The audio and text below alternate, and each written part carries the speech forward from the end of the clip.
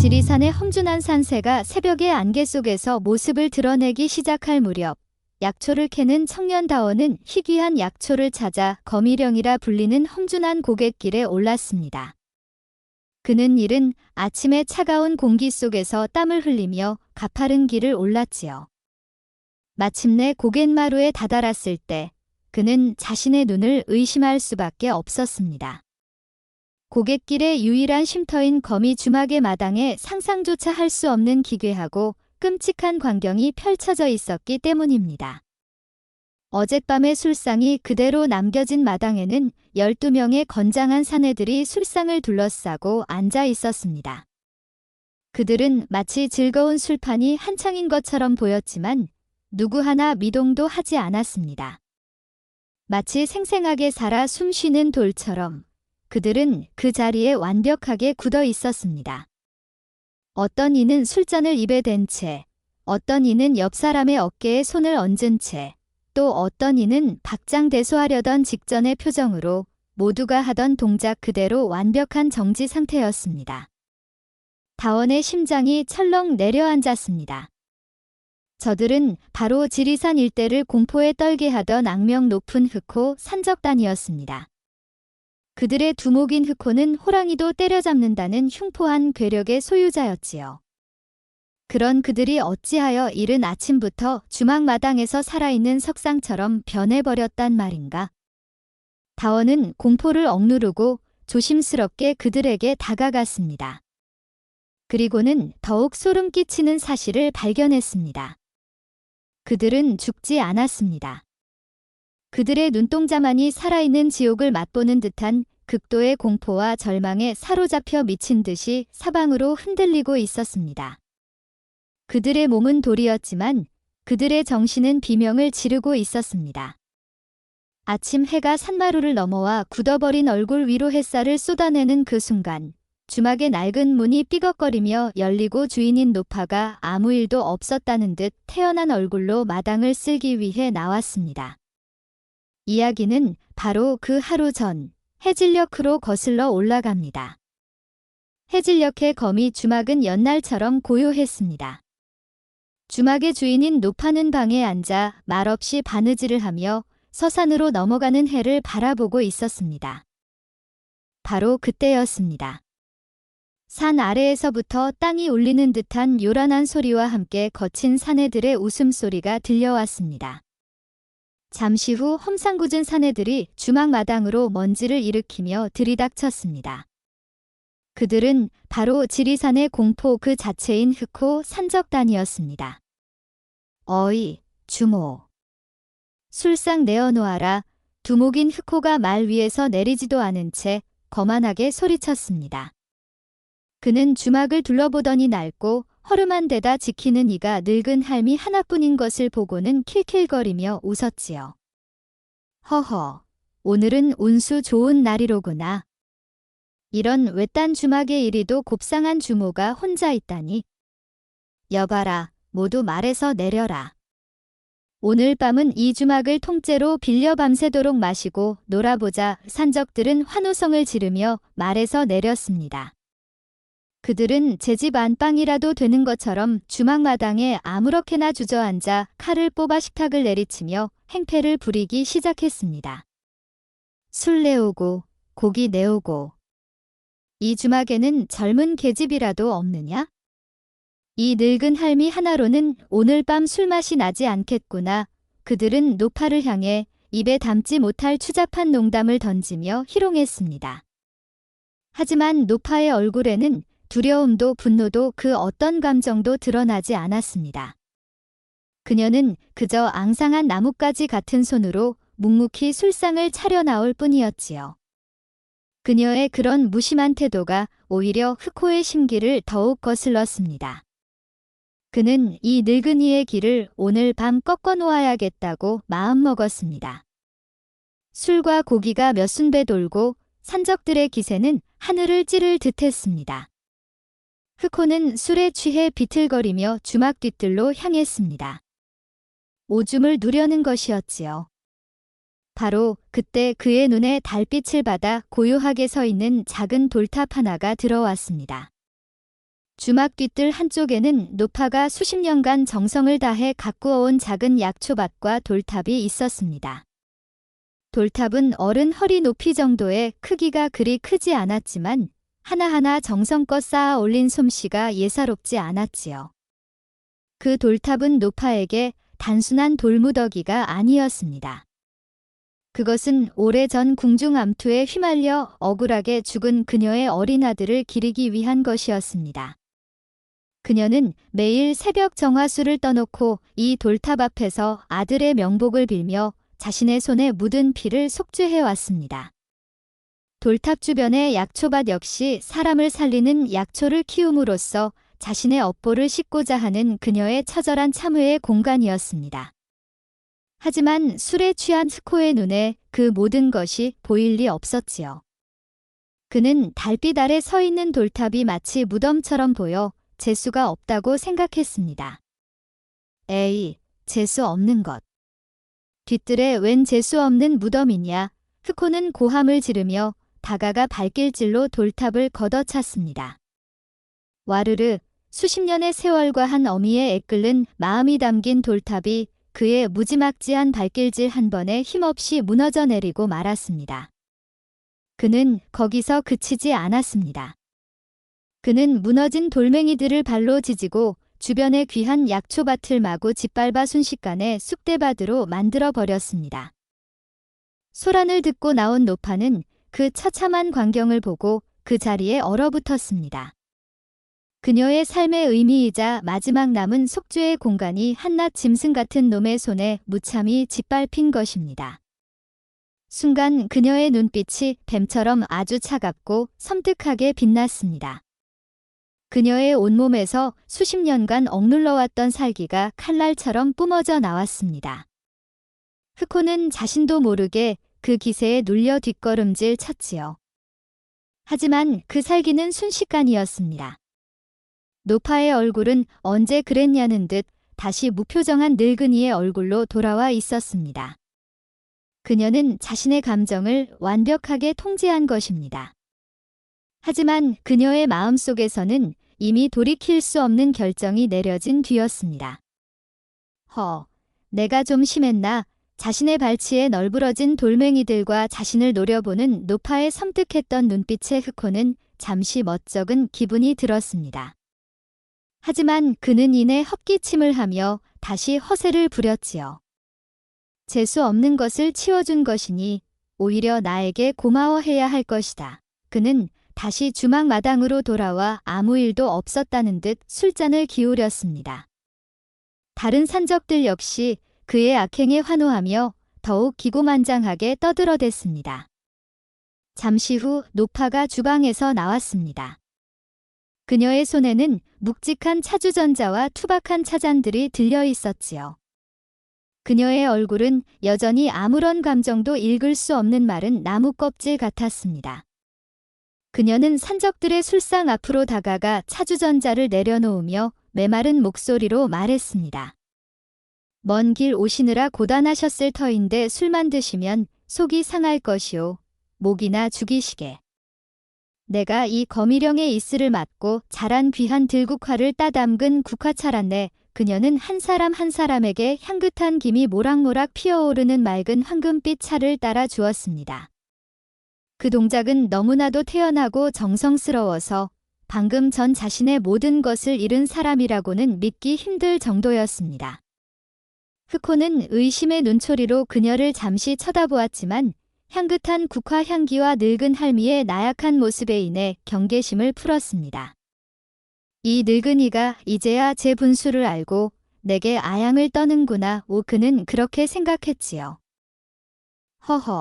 이제야 좀 말이 통하는군. 진작 그랬어야지. 그는 할미가 따라준 차를 보란 듯이 단숨에 들이켰습니다.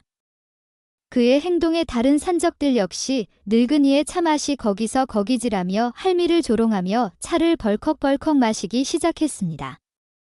향은 그럭저럭했지만 차맛은 이상하게도 쓰고 떨궜습니다. 혀끝이 아릴 정도로 쓴맛이 목구멍을 타고 넘어가며 불쾌한 뒷맛을 남겼지요. 에이, 이게 무슨 차맛이 이래. 한 산적이 마시던 차를 바닥에 뱉으며 두덜거렸습니다. 영감 할미가 되면 혀도 늙어서 맛도 제대로 못 보는 모양이구먼. 흑호 역시 미간을 찌푸렸습니다.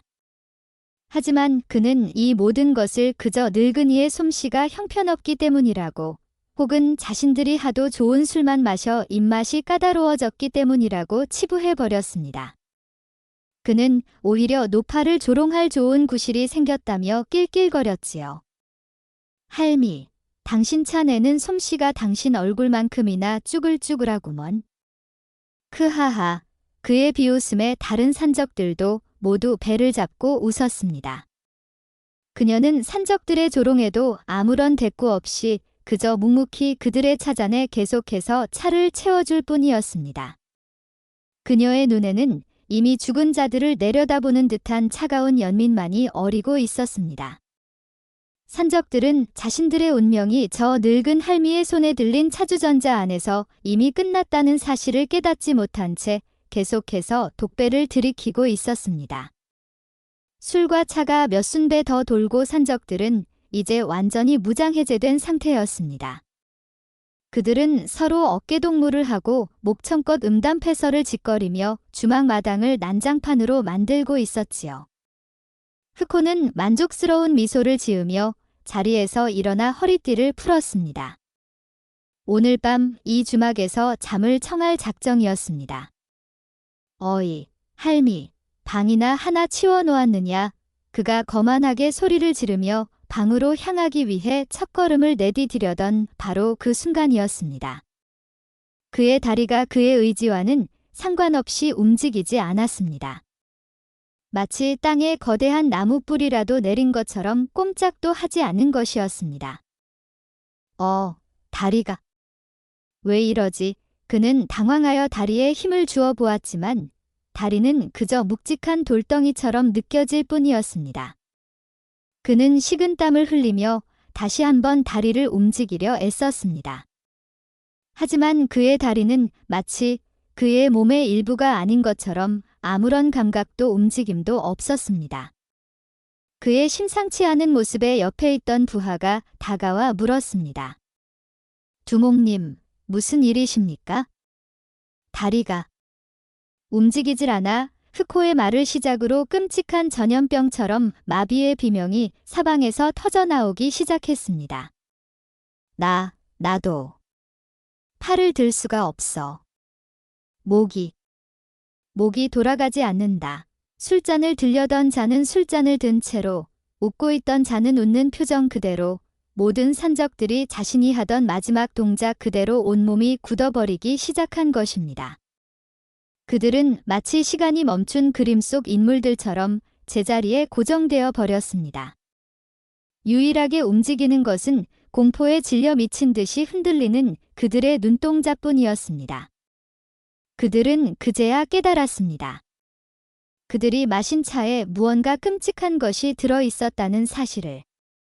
그리고 이 모든 것이 바로 저 늙은 할미의 수작이라는 것을. 산적들이 경악과 공포에 휩싸여 있을 때 노파가 그림자처럼 스르륵 그들 앞으로 다가왔습니다. 그녀의 손에는 작은 등잔불 하나가 들려 있었지요. 흔들리는 불빛에 비친 그녀의 얼굴은 이전보다 훨씬 더 늙고 훨씬 더 무서워 보였습니다. 그녀는 굳어버린 흑호의 바로 앞에 서서 그의 눈을 똑바로 들여다보았습니다. 그리고는 지옥의 밑바닥에서 울려오는 듯한 차갑고 메마른 목소리로 나지막이 속삭였습니다. 내 돌탑을 무너뜨린 자는 누구도 살아서 거미령을 넘어가지 못한다. 그 말을 끝으로 그녀는 훅 하고 손에 들고 있던 등잔불을 입으로 불어 껐습니다. 순간 세상의 모든 빛이 사라졌습니다. 주막마당은 한치 앞도 보이지 않는 완벽한 어둠과 정적에 휩싸였습니다. 산적들은 이제 볼 수도, 움직일 수도, 소리 지를 수도 없었습니다. 그들에게 남은 것은 오직 생생하게 살아있는 의식과 그 의식을 잠식해 들어오는 극도의 공포뿐이었습니다. 그것은 살아있는 지옥의 시작이었습니다. 그들은 칠흑 같은 어둠 속에서 온몸이 마비된 채 상상할 수 있는 모든 공포와 싸워야 했습니다. 바람에 나뭇가지가 스치는 소리는 귀신이 다가와 자신의 살을 파먹는 소리처럼 들렸습니다. 멀리서 들려오는 부엉이의 울음소리는 저승사자가 자신들의 이름을 부르는 소리처럼 느껴졌지요. 그들은 자신의 몸 위로 차가운 벌레가 기어다니는 감촉을 느꼈고 축축한 거미줄이 얼굴에 달라붙는 끔찍함을 맛보았습니다. 그들은 소리 지르고 싶었지만 목에서는 흐윽, 흐윽 하는 거친 숨소리만 새어나올 뿐이었습니다. 시간은 영원처럼 더디게 흘러갔습니다. 그 하룻밤은 그들이 평생을 저질러온 모든 악행의 대가를 남김없이 치르는 길고 긴 속죄의 시간이었습니다. 그들은 죽음보다 더한 고통 속에서 차라리 빨리 죽여달라고 마음속으로 수만 번을 절규하며 뜬 눈으로 밤을 지새워야 했습니다. 다음 날 아침, 약초꾼 다원은 평소처럼 거미 주막에 들렀다가 자신의 눈앞에 펼쳐진 기괴한 광경에 그 자리에 얼어붙고 말았습니다.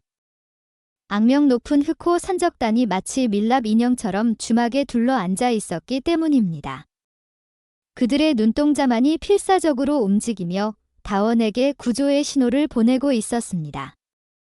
다원은 처음에는 그들이 장난을 치는 것이라고 생각했지만 곧 상황이 심상치 않음을 깨닫고 혼비백산하여 산을 내려가 관아에 신고했습니다. 신고를 받은 관아는 발칵 뒤집혔습니다. 포도대장은 포졸 수십 명을 이끌고 거미령으로 거미 주막으로 출동했지요. 하지만 현장에 도착한 포졸들 역시 그 기괴한 광경 앞에서 어쩔 줄을 몰라 했습니다. 이게 대체 무슨 병고냐? 포졸들은 칼을 빼들고 조심스럽게 산적들에게 다가갔습니다. 그들은 흑호의 뺨을 한번 툭 쳐 보았지요. 흑호의 몸은 정말로 돌처럼 차갑고 단단했습니다.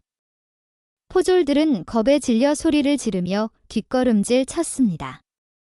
필시 요물에 홀린 것이 분명하다. 이 주막 터가 안 좋아. 귀신이 씌었어.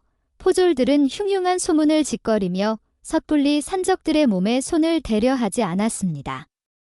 그들에게 이 사건은 자신들의 능력을 벗어난 초자연적인 현상으로밖에 보이지 않았기 때문입니다. 그들은 결국 산적들을 그 자리에 그대로 둔 채 멀찍이서 포위하고는 이 일을 어찌 처리해야 할지 자기들끼리 의논만 할 뿐이었습니다. 포졸들이 우왕좌왕하며 소란을 피우고 있을 때 주막 문이 열리고 노파가 지팡이를 짚고 천천히 밖으로 나왔습니다. 그녀는 마당의 소란에도 조금도 놀란 기색 없이 마치 매일 아침 해가 뜨는 것을 보는 것처럼 태연한 표정이었습니다. 포도대장이 그녀에게 다가가 다급하게 물었습니다. 할미, 간밤에 대체 무슨 일이 있었던 것이요? 이 자들이 어찌하여 돌이 되었는지 바른 대로 고하시오. 두 노파는 잠이 덜 깬 듯 눈을 비비며 마당에 앉아있는 산적들을 한번 쓱 둘러보았습니다. 그리고는 아무것도 아니라는 듯 시치미를 뗐지요. 아이고, 날이 무슨 큰 일이라도 난 줄 알았네. 저 젊은이들 말이요. 그녀는 혀를 차며 말했습니다. 어젯밤 저 친구들이 내 주막에 와서 밤새도록 술을 마시고 떠들어대더구먼. 내가 그만 자라고 해도 말을 듣지 않더니만 아마 술을 너무 많이 마셔서 아직도 잠이 덜 깬 모양일세. 쯧쯧, 요즘 젊은이들이란 덩치갑도 못하고 그녀의 말은 너무나도 평온하고 그럴듯해서 듣는 이로 하여금 고개를 끄덕이게 만드는 힘이 있었습니다. 포도대장은 잠시 그녀의 말을 의심했지만 저 힘없어 보이는 늙은 할미가 저 흉포한 산적들을 이렇게 만들었으리라는 생각은 하지 못했습니다. 그저 술에 취해 깊이 잠이 든 것이란 말이요. 그럼 달리 무엇이 있겠어. 아마 한두 시진 푹 자고 나면 언제 그랬냐는 듯이 일어나 또 술 달라고 떠들 걸세. 노할은 빗자루를 들고 마당을 쓸기 시작했습니다. 그녀의 태연한 증언에 포졸들은 더욱 혼란에 빠졌습니다. 하지만 요물에 홀렸다는 비과학적인 추측보다는 술에 취해 뻗었다는 할미의 말이 훨씬 더 합리적으로 들렸습니다. 결국 그들은 할미의 말을 믿고 산적들이 깨어나기를 기다려보기로 결정했습니다. 모두가 노파의 말을 믿고 산적들이 깨어나기만을 기다리고 있을 때 유일하게 진실의 그림자를 꿰뚫어 본 이가 있었습니다. 바로 최초 목격자인 약초꾼 다원이었습니다. 약초에 대한 해박한 지식을 가진 그의 눈에는 다른 사람들은 보지 못하는 것들이 보였기 때문입니다. 그는 처음부터 산적들의 상태가 단순한 숙취가 아님을 직감하고 있었습니다. 그들의 굳어버린 몸과 공포에 질린 눈동자는 명백히 어떤 강력한 독에 중독된 증상과 흡사했습니다. 그는 몰래 주막 주변을 뒤지기 시작했습니다. 그의 예리한 눈은 곧 이상한 점들을 발견해 냈습니다. 주막 뒤뜰, 쑥대밭이 된 약초밭 한 구석에 아주 희귀하고 값비싼 약초 몇 뿌리가 마치 일부러 남겨둔 것처럼 짓밟히지 않고 남아 있었습니다. 그리고 산적들이 마셨던 차주전자를 몰래 가져와 그 안을 살펴보니 바닥에 아주 미세한 금빛 실 같은 찌꺼기가 남아있는 것을 발견했습니다. 이것은... 다원은 자신의 눈을 의심했습니다. 그가 본 것은 오래된 의서에서나 언급되던 전설 속의 독초, 금선사의 특징과 정확히 일치했습니다. 금선사는 그 독이 맹독을 가진 뱀의 독과 흡사하여 사람의 온몸을 순식간에 마비시키는 구하기 힘든 희귀한 독초였습니다. 그리고 그 해독법 또한 아주 특별한 몇몇 약초의 조합으로만 가능하다고 알려져 있었지요. 다원은 온몸에 소름이 돋는 것을 느꼈습니다. 그는 다시 짓밟히지 않고 남아있던 그 약초들을 떠올렸습니다. 그것들은 바로 의서에 기록된 금선사의 유일한 해독제들이었습니다. 모든 조각이 맞춰졌습니다. 이 주막의 주인, 저 평범해 보이는 노파는 단순한 늙은이가 아니었습니다. 그녀는 전설 속의 독초를 다룰 줄 알고 그것을 이용해 흉포한 산적들을 단숨에 제압했으며 심지어는 그 해독제까지 완벽하게 준비해둔 무서운 지식과 능력을 가진 사람이었습니다. 다원은 경외심과 함께 깊은 의문에 휩싸였습니다. 대체 저 할미의 정체는 무엇일까? 어째서 저런 무서운 능력을 가지고 이런 외딴 산골에서 주막을 운영하며 숨어 살고 있는 것일까? 그는 자신이 감히 상상할 수도 없는 거대한 비밀의 한가운데에 있음을 직감했습니다. 흑호 산적단이 거미 주막에서 통째로 붙잡혔다는 소식은 며칠 뒤 고을의 관할을 발칵 뒤집어 놓았습니다. 그리고 그 소식에 누구보다 경악한 이가 있었으니 바로 고을의 실세인 이방이었습니다. 그는 자신의 관직을 이용해 온갖 비리를 저지르고 백성들을 착취하는 부패한 관리였지요. 사실 흑호 산적단은 그의 수족이나 다름없는 존재였습니다.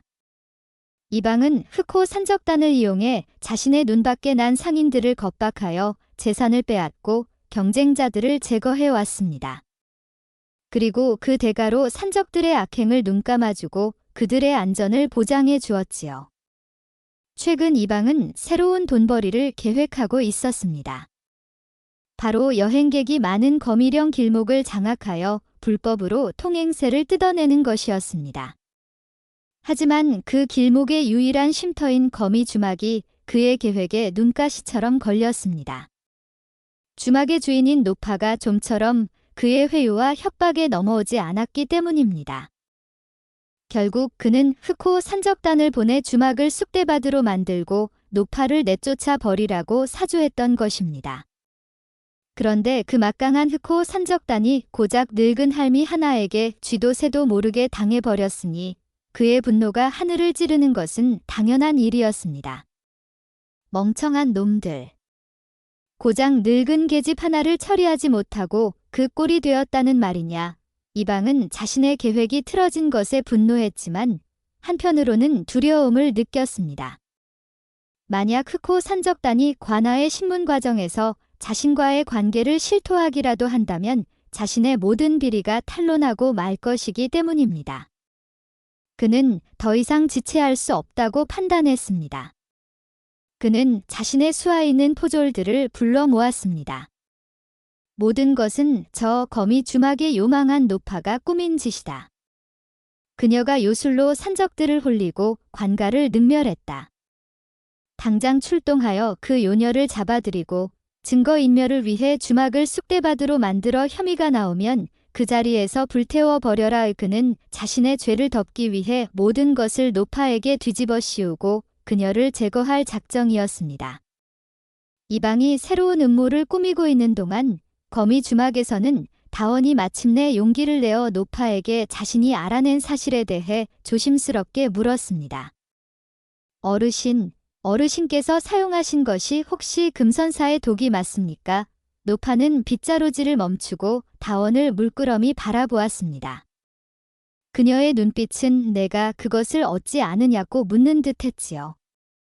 다원은 자신이 약초꾼이며 의서를 통해 그 독초에 대해 알고 있다고 설명했습니다. 노파는 잠시 침묵하더니 깊은 한숨을 내쉬었습니다. 그리고는 수십 년간 가슴속에 묻어두었던 자신의 과거를 처음으로 털어놓기 시작했습니다. 그래, 맞다. 나는 독을 다루던 사람이었다. 그녀의 이야기는 충격적이었습니다. 그녀는 본래 궁중의 약방 라인이었으며 뛰어난 재능을 인정받아 왕의 음식에 독이 들었는지를 미리 확인하는 김상궁의 자리까지 올랐다고 합니다. 그녀는 수많은 독과 약초를 다루며 왕의 목숨을 지키는 중요한 임무를 수행했지요. 하지만 그녀의 임무는 그것만이 아니었습니다. 그녀는 또한 왕의 명을 받아 역적에게 내려지는 사약을 직접 제조하는 피 묻은 역할도 맡아야만 했습니다. 나는 내 손으로 수많은 사람을 저승으로 보냈다. 그것이 나라의 법도라 배웠고 왕의 명령이라 믿었지? 하지만 어느 날 깨닫게 되었다. 내가 만든 그 독이 죄 없는 충신을 죽이고 더러운 정치적 암투의 도구로 쓰이고 있다는 것을 그녀는 아들의 죽음 앞에서 자신이 평생을 바친 모든 것이 결국 허망하고 죄악된 것이었음을 깨달았습니다. 나는 그 길로 모든 것을 버리고 궁을 떠났다.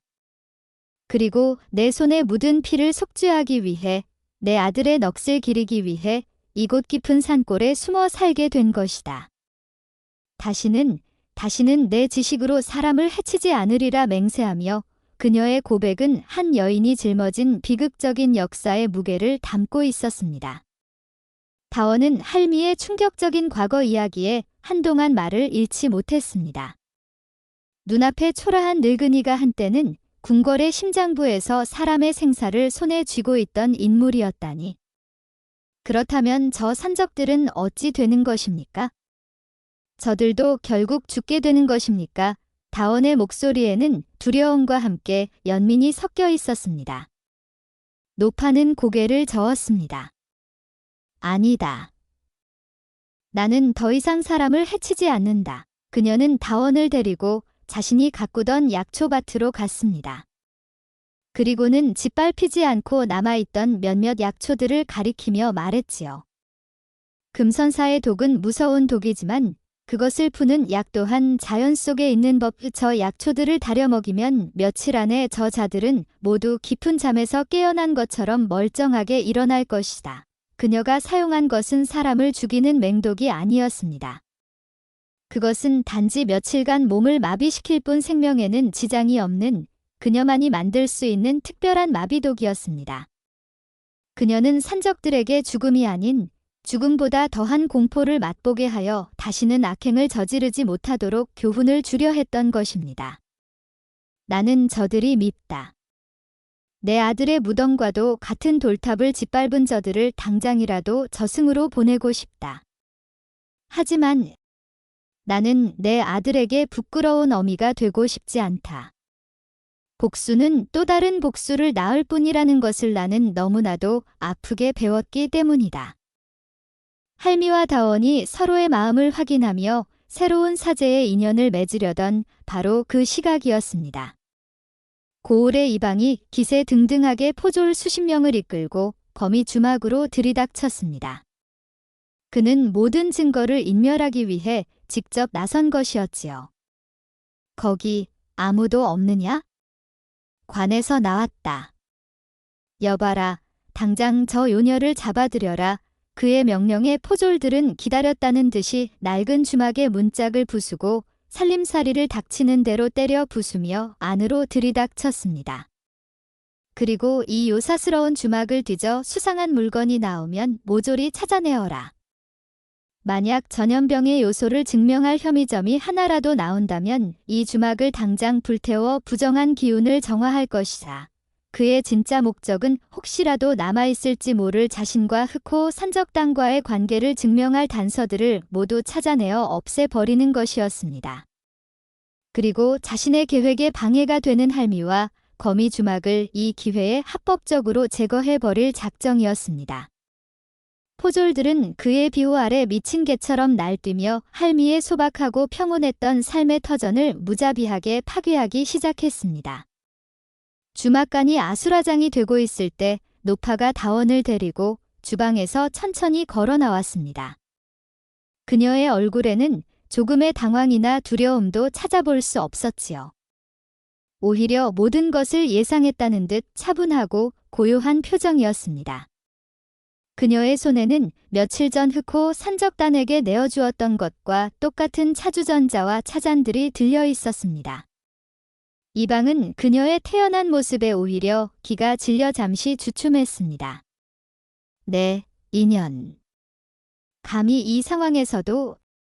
노파는 그의 앞에 다가가 공손하게 허리를 숙였습니다. 그리고는 맑고 향기로운 국화차를 찾아내 따라 그에게 내밀었습니다. 날이 먼 길 오시느라 고생이 많으십니다. 잠시 멈추시고 이 차를 드시며 목이나 죽이시지요. 그녀의 행동은 너무나도 뜻밖이라 이방과 포졸들은 모두 그 자리에 얼어붙고 말았습니다. 이방은 그녀의 속셈이 무엇인지 몰라 경계심을 늦추지 않았습니다. 또 독이라도 탄 것인가? 웬 수작이냐? 인연이 나를 독살하려는 것이냐? 이방이 차잔을 손으로 쳐내려던 순간이었습니다. 아이고, 나리. 어찌 그런 험한 말씀을. 저는 그저 나리의 노고에 차 한 잔을 대접하려는 것뿐입니다. 염려되시면 제가 먼저 마시겠습니다. 할미는 그렇게 말하며 차잔을 들어 한 모금 마시는 척 신용을 보였습니다. 그리고는 아무렇지 않은 표정으로 다시 차잔을 내밀었지요. 그녀의 너무나도 당당한 태도에 이방의 의심은 조금씩 흔들리기 시작했습니다. 이방이 망설이고 있는 사이 그의 뒤에 있던 포졸 하나가 에잇, 목이 마른데 까짓 못 마실게 뭐람 하며 노파의 손에 들린 차잔을 빼앗아 단숨에 들이켰습니다. 갈증에 시달리던 다른 포졸 몇몇도 그를 따라 주전자에 담긴 차를 제각기 마시기 시작했지요. 이방은 그들의 무모한 행동에 기놈들아 하고 소리쳤지만 이미 늦은 뒤였습니다. 잠시 후 끔찍한 일이 벌어졌습니다. 차를 마신 포졸들이 갑자기 덕 하는 비명과 함께 그 자리에서 돌처럼 굳어버리기 시작한 것입니다. 그들은 흑호 산적단과 똑같이 눈동자만 필사적으로 움직일 뿐 몸은 조금도 움직일 수 없게 되었습니다. 그제야 이방은 자신이 거대한 함정에 빠졌음을 깨달았습니다. 네, 인연, 이방은 사색이 되어 뒷걸음질 쳤습니다. 노파는 차갑게 웃으며 말했습니다. 나리, 이 차에는 독만 들어있는 것이 아닙니다. 나리께서 그토록 애타게 찾으시는 증거 또한 듬뿍 들어있지요. 그녀의 마지막 말은 이방에게 사형 선고나 다름없었습니다. 겁에 질린 이방은 혼비백산하여 주막 밖으로 도망치려 했습니다. 하지만 그의 앞을 가로막는 한 청년의 그림자가 있었으니 바로 주막 뒤편에 숨어있던 약초꾼 다원이었습니다. 그는 손에 긴 작대기를 들고 결연한 표정으로 이방의 앞을 맞아섰습니다. 나리, 어디를 그리 급히 가시렵니까? 이방이 당황하여 주춤하는 사이 노파가 움직였습니다. 그녀는 무언가를 꺼내 들었습니다. 그것은 바로 지난밤 흑호의 품속에서 챙겨둔 흑호 산적단과 주고받았던 비밀 서찰과 그들에게서 상납받은 뇌물의 내역이 적힌 장부였습니다. 모든 범죄의 증거가 고스란히 그 안에 담겨 있었지요. 날이 찾으시던 혐의가 바로 여기에 있었군요. 할미는 장부를 펼쳐 보이며 이방을 차갑게 노려보았습니다. 이제 모든 증거가 확보되었습니다. 이방은 더 이상 빠져나갈 구멍이 없음을 깨닫고 그 자리에 주저앉아 절망했습니다.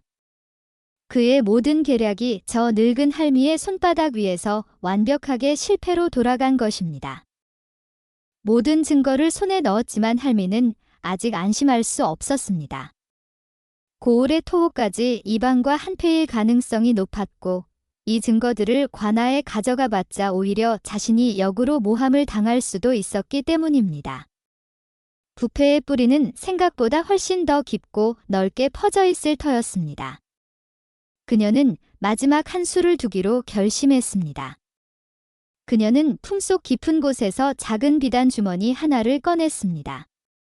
그리고 그 안에서 용문이가 새겨진 작은 옥패 하나를 꺼내 다원에게 건네주었지요. 그것은 그녀가 궁을 떠나올 때 마지막으로 그녀를 가엾게 여긴 대비 마마께서 훗날 위급할 때 쓰라며 몰래 하사하신 왕실의 신물이었습니다. 지금 당장 이 옥패와 장부를 가지고 전주에 계신 전라 관찰사 나리께 곧장 달려가거라. 말을 타고 밤낮을 쉬지 않고 달려가야 한다. 관찰사 나리께 말씀드립니까? 그렇다. 관찰사 나리는 내가 궁에 있을 때부터 그 강직함을 눈여겨보던 분이다. 그분이라면 이방의 배후에 있는 더 큰 세력에도 굴하지 않고 정의를 바로 세워주실 것이다. 이 옥패를 보여드리면 그분이 너의 말을 믿고 너를 지켜줄 것이다. 그녀는 자신의 마지막 남은 인맥과 과거의 신분을 이용해 이 부패한 고리를 뿌리째 뽑아낼 계획을 세운 것입니다. 다원은 노파의 굳은 결의를 확인하고 비장한 표정으로 고개를 끄덕였습니다. 그는 옥패와 장부를 품에 안고 그 길로 가장 빠른 말을 구해 전주를 향해 질주하기 시작했습니다. 다원이 떠난 지 며칠 뒤 거미령 고갯길에 요란한 말발굽 소리와 함께 거대한 행렬이 나타났습니다. 암행어사라고 쓴 깃발을 앞세운 전라 관찰사가 직접 보낸 암행어사의 행렬이었습니다. 다원의 밀서를 받은 관찰사는 사건의 심각성을 깨닫고 즉시 가장 강직한 어사를 보내 고을의 모든 비리를 철저히 조사하도록 명했던 것입니다. 암행어사는 도착하자마자 이방과 그 수하들을 모두 체포하여 하옥시켰습니다. 할미가 넘겨준 장부와 서찰은 그들의 죄를 입증하는 결정적인 증거가 되었지요. 또한 흑호 산적단 역시 마비가 풀리는 즉시 체포되어 그동안의 모든 악행에 대한 죗값을 치르게 되었습니다. 이방과 결탁했던 부패한 사령 역시 파직당하고 한양으로 압송되었습니다. 고을의 거대한 암적인 존재들이 모두 사라지자 백성들은 환호하며 자신들을 구해준 검이 주막의 노파를 의로운 할미라 칭송했습니다. 사건이 마무리된 후 암행어사는 노파를 찾아와 정중히 예를 갖추었습니다. 어르신의 지혜와 용기 덕분에 이 고을의 썩은 뿌리를 뽑을 수 있었습니다. 관찰사 나리께서 어르신께 큰 상을 내리시겠다 하셨습니다. 하지만 노파는 고개를 저었습니다. 나는 상을 바라고 한 일이 아닐세. 그저 내 아들의 무덤을 더럽힌 자들을 용서할 수 없었을 뿐에 그녀는 대신 한 가지 청을 올렸습니다. 부디 이 검이 주막을 앞으로도 이 고갯길을 오가는 힘없고 가난한 나그네들이 편히 쉬어갈 수 있는 곳으로 지켜주시게나. 밤행어사는 그녀의 높은 뜻에 감복하여 검이 주막을 관찰사의 특별 보호 아래 두도록 명했습니다. 그날 이후 검이 주막은 더 이상 외딴 주막이 아닌 약자들을 돕고 이 길을 지나는 악인들을 감시하는 정의의 길목으로 거듭나게 되었습니다. 모든 폭풍이 지나가고 거미령에 다시 평화가 찾아왔습니다. 노파는 예전처럼 주막을 지키며 짓밟혔던 약초밭을 다시 일구기 시작했지요. 그녀의 곁에는 이제 든든한 제자가 된 다원이 함께했습니다. 노파는 자신이 평생에 걸쳐 쌓아온 모든 지식을 다원에게 아낌없이 전수하기 시작했습니다. 사람을 살리는 약초의 쓰임새부터 사람을 벌하는 독초의 제어법까지, 그리고 그 모든 지식의 근본이 되는 생명을 존중하는 마음가짐까지. 다원, 기억하거라. 그녀는 갓 돋아난 약초의 새싹을 가리키며 말했습니다. 이 세상 모든 풀에는 독과 약이 함께 들어있다. 그것을 쓰는 사람의 마음에 따라 독이 되기도 하고 약이 되기도 하는 것이지. 너는 부디 사람을 살리는 약을 쓰는 사람이 되어야 한다. 다원은 그녀의 가르침을 가슴 깊이 새겼습니다. 그는 낮에는 약초를 캐고 밤에는 의서를 읽으며 스승의 지식을 빠르게 흡수해 나갔습니다. 세월이 흘러 노파는 자신의 날이 얼마 남지 않았음을 직감했습니다. 그녀는 다원을 불러 자신이 평생을 써온 낡은 약초 비법서를 건네주었습니다. 나는 이제 먼저 간 내 아들의 곁으로 돌아갈 때가 된 것 같구나. 이제부터는 내가 이 거미 주막과 이 약초밭의 주인이다. 나의 뒤를 이어 이 길목을 지키고 아픈 이들을 보살펴 주어라. 다원은 눈물을 흘리며 스승의 마지막 유지를 받들었습니다. 며칠 뒤 노파는 자신이 쌓아올린 돌탑 곁에서 평온한 얼굴로 조용히 눈을 감았습니다. 그녀는 떠났지만 그녀의 전설은 끝나지 않았습니다. 다원은 스승의 뜻을 이어 거미 주막을 더욱 번창시켰고 그의 의술과 인품은 온 나라에 알려져 수많은 사람들이 그의 도움을 받기 위해 거미령을 찾아왔다고 합니다. 그렇게 거미 할미의 전설은 새로운 후계자를 만나 사람을 살리는 따뜻한 이야기로 영원히 이어지게 되었습니다.